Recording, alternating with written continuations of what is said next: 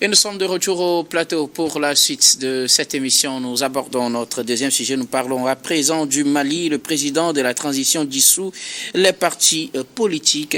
Les partis politiques et organisations à caractère politique sont dissous sur toute l'étendue du territoire national.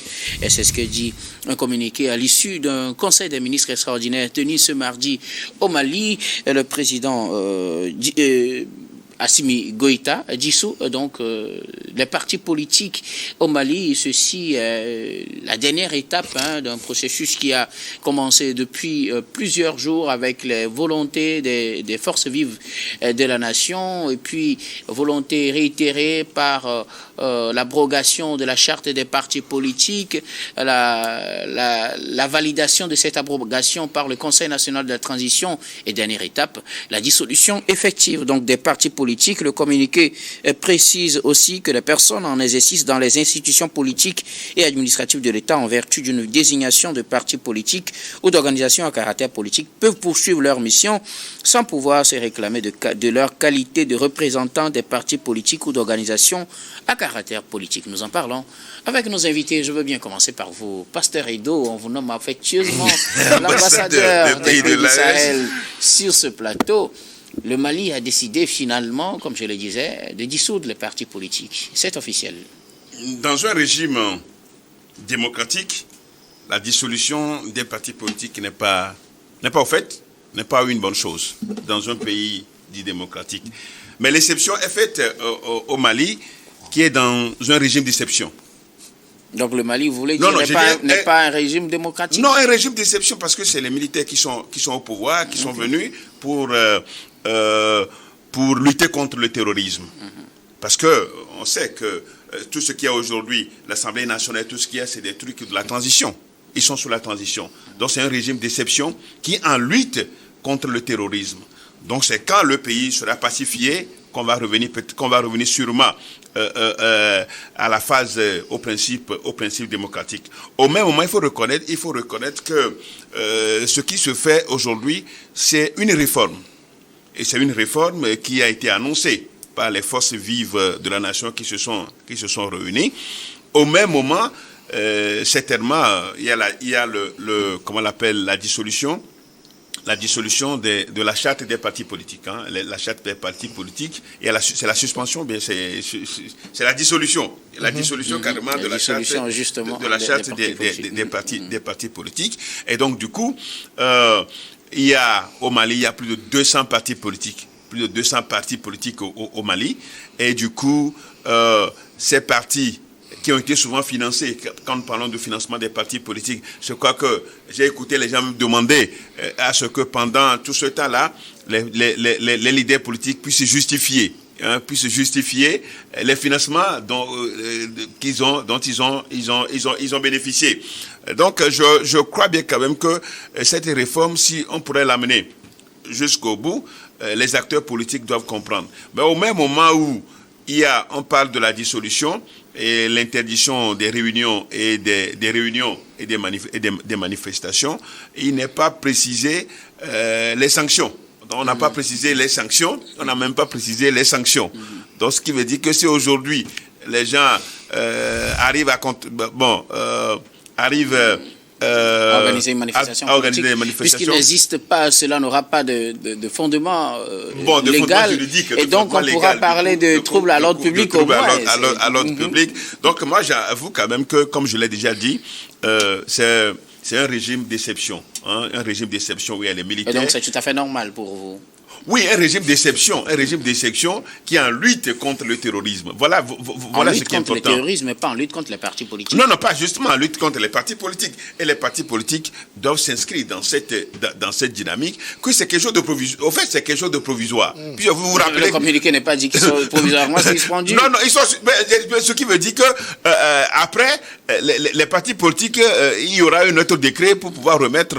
il y aura certainement un autre décret. Ce n'est pas éternellement. Certainement. Non, bien sûr. Vous vous rappelez qu'il y avait déjà eu une suspension. Il y avait déjà eu une suspension des activités. Donc maintenant, les partis politiques doivent se préparer quand le moment viendra pour pouvoir se remettre en action. Mais comme je l'ai déjà dit, dans un régime démocratique, hein, on ne peut pas dissoudre les partis politiques parce que ce sont les partis politiques qui animent un régime démocratique avec des activités. Ben, si ce n'est pas le cas, donc ce n'est pas normal. Mais pour ces pays comme le Mali, comme le Burkina et le Niger, comme ils sont des régimes d'exception qui ont une mission et que les partis politiques souvent au Mali, vous savez, on reproche à ces partis politiques-là des accointances avec d'autres forces étrangères. Hein, qui ne sont pas dans la dynamique de lutter contre le terrorisme. Et si on le prend comme tel, je crois que les autorités maliennes comme burkinabé et nigériennes sont dans une dynamique d'assainir le champ politique dans leurs pays respectifs. Vous pensez que tous les partis politiques maliens sont en acquaintance avec des forces qui ne sont pas dans la logique de lutte contre le terrorisme au Mali? Non, je ne pourrais pas le dire, mais c'est les informations qui parviennent, des informations que souvent les régimes en place nous servent, hein, nous servent, et du coup, on peut quand même le dire qu'on voit souvent, il y a un certain défi. Hein, ces leaders politiques lancent le défi, défient les autorités militaires au pouvoir. Et je ne crois pas que c'est dans la dynamique de pouvoir favoriser ce que la vision des militaires au pouvoir,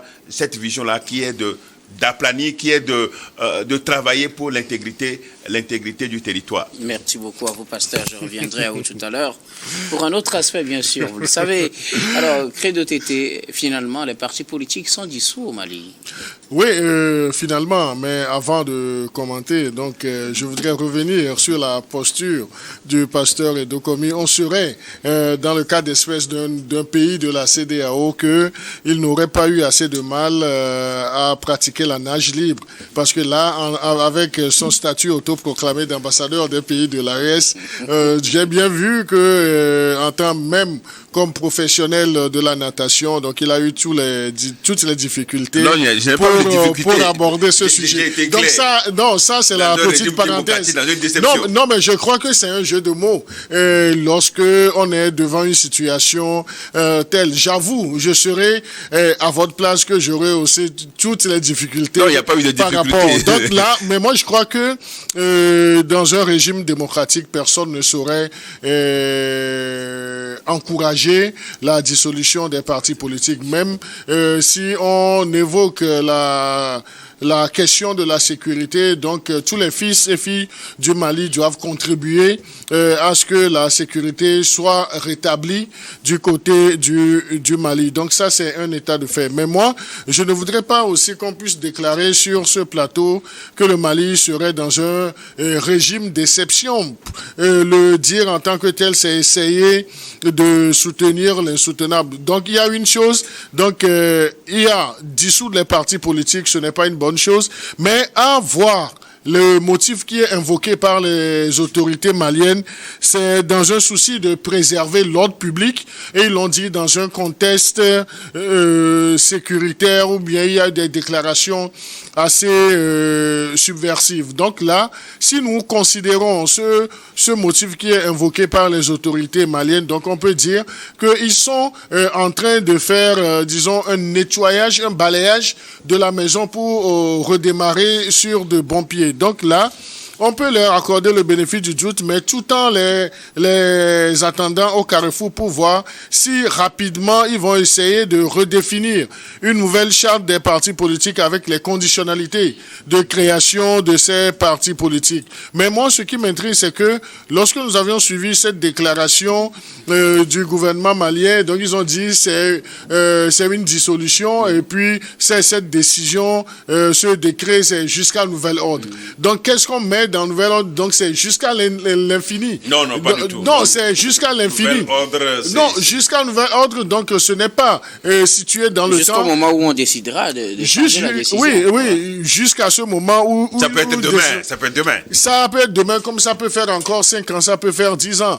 Mais l'essentiel, c'est que ne pas assister à des activités des partis politiques ne donnerait pas une certaine vitalité politique du côté du Mali. Mais si nous nous en tenons exclusivement au motif qui est invoqué et dont j'ai fait cas tout de suite, donc on peut dire que pour les autorités maliennes, la question sécuritaire est une priorité des priorités et ils voudraient s'attabler là-dessus.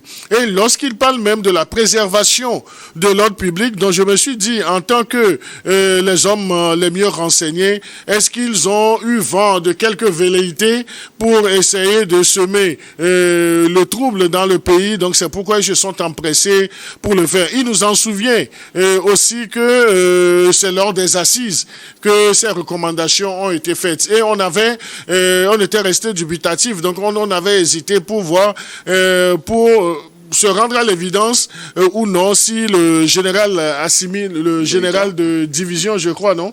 Le général d'armée. Le général d'armée Assimi Goïta allait passer réellement à l'acte. Donc, il vient de le faire. Mais avec cette dissolution de tous les partis politiques, il se crée aujourd'hui dans ce pays, disons, une zone de tension. Donc, il ne faut pas qu'on se leurre. C'est une zone de tension politique qui est enclenchée, et même si nous savons déjà que la tension sécuritaire sévit beaucoup du côté du Mali. S'il y a, disons, une piste à proposer, c'est que rapidement que les autorités maliennes définissent la nouvelle charte des partis politiques, pas dans l'optique d'étouffer tout regroupement politique, mais de mieux recadrer, de mieux contrôler le paysage politique. Donc, on doit le faire, mais tout en consultant également ces acteurs politiques. Donc, on ne doit pas les laisser sur les carreaux, sur le carreau. Pour Nécessité, vous, ce n'est donc, pas une bonne chose de dissoudre les partis politiques? non, ce n'est pas une bonne chose de dissoudre. Même dans un état d'exception, comme le dit Pasteur? Non, dans un état d'exception que je mets entre griffes, et dans un régime démocratique, ce n'est pas une bonne chose. Et personne ne pourra, disons, aller dans ce sens-là. Mais j'ai nuancé mes propos tout en rappelant le motif qui est invoqué par les autorités maliennes, qui est de préserver l'ordre public dans un contexte qui est marqué par des discours subversifs. Aujourd'hui, en tant que nouvelles autorités, autorités de l'heure du Mali, ils ont l'impérieux devoir de protéger non seulement les intérêts du Mali à l'extérieur, mais de protéger les intérêts des populations maliennes, de prendre des décisions qui vont aller dans le sens surtout de l'apaisement et puis de la sécurité. Merci beaucoup à vous, Crédibilité, Pasteur Edo. Je Je voudrais savoir une chose. Quel est selon vous le rôle des partis politiques dans un pays? Le rôle d'un parti politique dans un pays, c'est des groupes d'organisation, des citoyens, pour animer le débat politique, qui anime le débat politique. Et donc, ce débat politique, donc, qui concerne, donc, qui a trait à la pluralité, donc le multipartisme, la pluralité.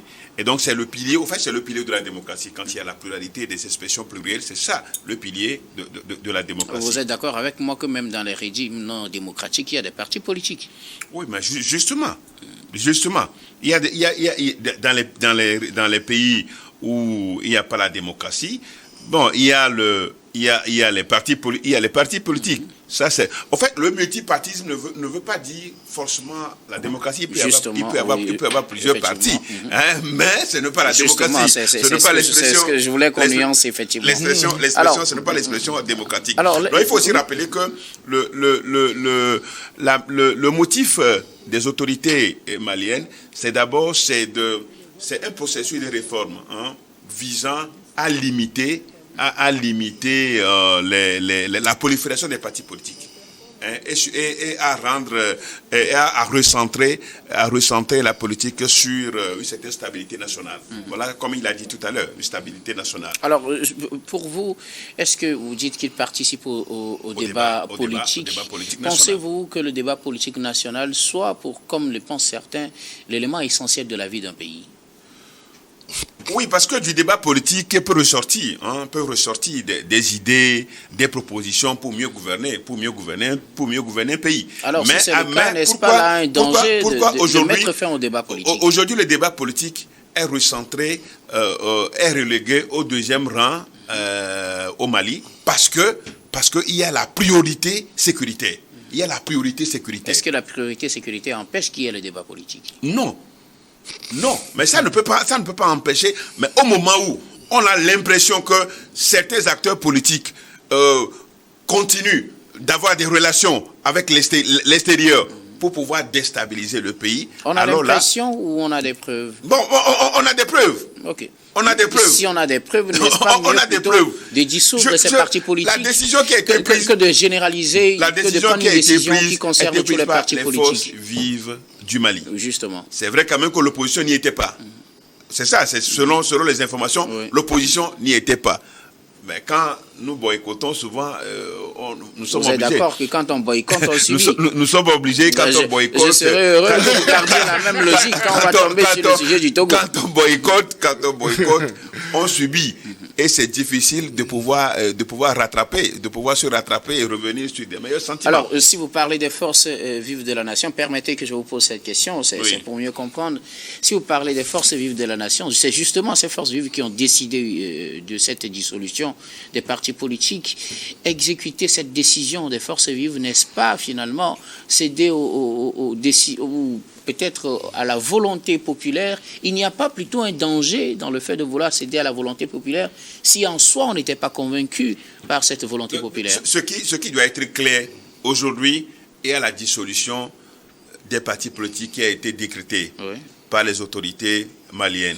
Mais cela ne doit pas fermer quand même les portes du dialogue pour qu'on puisse revenir à de meilleurs sentiments. Sur quelle base alors il faut les portes du dialogue. Et avec quelle entité va-t-on discuter quand il n'y a plus de représentation légale des forces politiques? Non, justement, il y a des acteurs politiques qui sont là. C'est les partis politiques qui ne sont pas là. Qui n'ont plus de statut légal. Qui n'ont plus de statut, mais ils sont des acteurs politiques. Mais c'est les partis politiques. Ils ne sont plus des acteurs politiques qui ne sont pas là. On peut donc valablement discuter avec eux. En toute honnêteté, vous avez défendu sur ce plateau, en tout cas une certaine logique, vous avez défendu ce qui vous a convaincu. Est-ce que vous êtes convaincu aujourd'hui que cette dissolution permet quand même de rassembler encore des acteurs politiques et discuter quand on sait qu'il n'y a plus de partis politiques et logiquement, on ne doit plus parler d'acteurs politiques au Mali? Oui, c'est vrai quand même que ça c'est la logique. Mais ces gens demeurent toujours des acteurs politiques. C'est vrai quand même qu'ils n'ont plus de partis politiques. C'est des acteurs politiques qu'on reconnaît. On les reconnaît. Sur quelle base? Ils sont les mêmes et ils sont là. Je crois que moi, ce que je défends par rapport à cette situation, ce que je défends, l'idéal que je défends, c'est de faire de cette sorte que tous les citoyens maliens soient préoccupés par la situation de rétablir la sécurité au Mali. Est-ce que cela est une condition ou bien cela est en contradiction avec l'existence des partis politiques? Est-ce que si les partis politiques existent, on ne pourra plus être engagé dans la défense de l'intégrité territoriale? Parce que depuis 2020 ou depuis 2021, avec l'avènement d'Assimi Goïta à la présidence, les Maliens ont toujours soutenu Assimi Goïta, y compris les acteurs politiques. Je n'en ai pas vu quand même qui ont soutenu des terroristes, à part certains mouvements dans la région du Nord, on en a parlé en long et en large sur ce plateau. La plupart des partis politiques ont été dans une logique de défense de l'intégrité territoriale du Mali.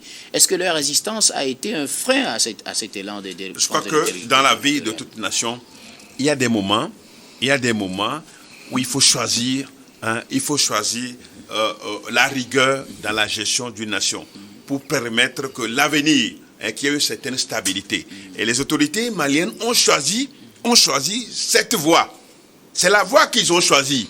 Et donc, moi, je dis, on va expérimenter cela pour voir ce que ça va donner. Mais je le dis encore, je continue par le dire, le débat politique est le pilier. Est le pilier d'une démocratie. Ça, je continue par le dire. Vous connaissez, donc, qui vient de tomber au Mali. Pasteur, merci beaucoup. Alors, Credo Tété, vous avez aussi nuancé tout à l'heure que quand on prend un contexte comme celui du Mali, on pourrait comprendre par rapport aux raisons données par les autorités maliennes. Pensez-vous que ces raisons soient des raisons suffisantes pour dissoudre tous les partis politiques?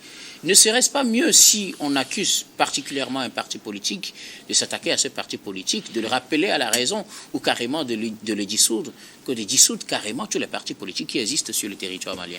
Non, lorsque je parlais du motif invoqué, donc j'ai justement nuancé parce que un débat dans un régime démocratique ou bien qui est sur la voie démocratique, donc la voix ou bien les paroles des acteurs politiques sont également d'une certaine richesse, même si ces voix sont des voix dissonantes, des voix contraires à ce que les autorités au pouvoir sont en train de faire. Mais je voudrais qu'on puisse également relever un aspect. Et c'est depuis, dans l'histoire politique même du Mali, il y a une année qu'on ne doit pas oublier, c'est l'année 1991.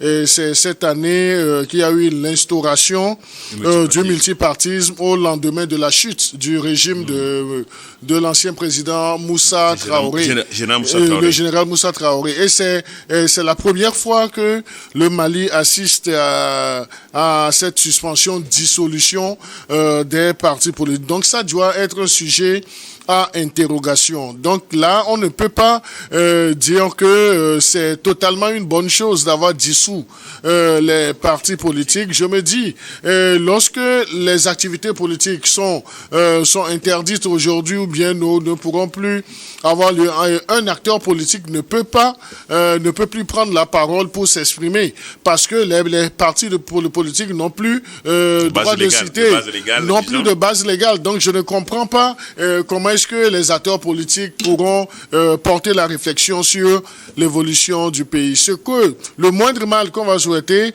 pour le Mali, c'est que très rapidement que des solutions soient trouvées à cette affaire de dissolution des partis politiques. Et c'est vrai, c'est la question sécuritaire qui est priorisée par les autorités du Mali, mais on ne peut pas la question sécuritaire, on ne peut pas la dissocier de l'existence des partis politiques, parce que les partis politiques aussi peuvent faire des contributions. Et c'est lorsque on se nourrit des apports des partis politiques, on peut arriver à prendre, à y retirer de bonnes propositions. Donc tous les partis politiques ne sont pas dans la dénonciation, dans les critiques stériles. Donc c'est là où moi je dis, j'aurais souhaité que les activités de ces partis politiques soient mieux réglementées, qu'on trouve un autre cadre que d'arriver à cette dissolution qui s'inscrit dans un temps vraiment indéfini. Parce qu'on nous parle de jusqu'à nouvel ordre. Jusqu'à nouvel ordre voudrait dire quand les autorités du Mali, les autorités actuelles du Mali voudront encore un débat politique, donc ils vont revenir sur les décisions. Donc c'est là où ça fait un peu mal et je me dis, est-ce que le Mali n'est pas en train de prêter le flanc à ce qu'on peut appeler, ou bien à ce que le pasteur Dokomi peut appeler dans un autre registre de régime dictatorial, de régime d'oppression? Et je le comprends, je le redis, parce que dans sa posture d'ambassadeur autoproclamé, il n'a pas les mots justes et parfaits pour essayer de défendre cette cause. Mais c'est une situation qui est assez inquiétante. La question sécuritaire a toujours été d'actualité du côté du Mali, mais il sacrifiait la vie politique juste rien que sur l'autel de la sécurité. Donc je crois que c'est aller de main forte. Alors, pasteur, rapidement, je voudrais vous poser une question. Peut-être que vous allez profiter. Ne croyez-vous pas que au moment où les forces de sécurité, les forces de défense doivent être sur le terrain pour pouvoir combattre les terroristes, il y a des manifestations par ici, par là, où il faut déployer encore les forces de sécurité. Pour les sécuriser, c'est pas une bonne chose. Est-ce que vous voyez que ça... Sur cet aspect, justement, la question que je voulais vous poser, on a juste une minute, pasteur, vous allez me répondre rapidement. Est-ce que vous pensez que dans cette logique, il serait judicieux encore de voir au Mali des gens qui se rassemblent pour soutenir le général Goïta peut-être pour lui montrer leur soutien, puisque là aussi, on sera obligé de déployer des forces de sécurité. On pourra parler de manifestations à caractère politique, même si Goïta n'a pas de parti politique. Je crois que ce qu'il va falloir faire aujourd'hui par rapport à cette situation, c'est de continuer dans une certaine dynamique, cette dynamique de dissolution des partis politiques. Et donc ne plus avoir de mouvement, ni de soutien, ni de contestation. Et s'il peut y avoir de soutien, je crois que on avisera. On avisera comment? Et s'il peut y avoir de soutien, on avisera. Pourquoi pour manifestation, on n'avise pas et c'est pour soutien qu'on avisera? Non, soutien, c'est une manifestation. Bien sûr. Wow. Et pour manifestation de contestation, on n'avise pas. Vous avez dit que pour les contestations, on n'avise pas. Non, de toutes les façons, dans des pays où à des moments donnés, on interdit par exemple à l'opposition de faire ses activités, au même moment, on sent des fois d'autres manifester. Je rappelle que dans les cas, vous parlez des manifestations spontanées. Dans ces cas, les partis ne sont pas dissous. Je ne veux pas admettre. Moi, je ne veux pas admettre. Tel que vous me connaissez, je ne pourrais pas admettre. Merci beaucoup à vous tous pour vos contributions. Nous allons marquer la pause pour le journal. Nous savons que le débat ne vous a pas suivi, mais on marque la pause pour le journal, puis on reviendra tout à l'heure pour la suite de cette émission.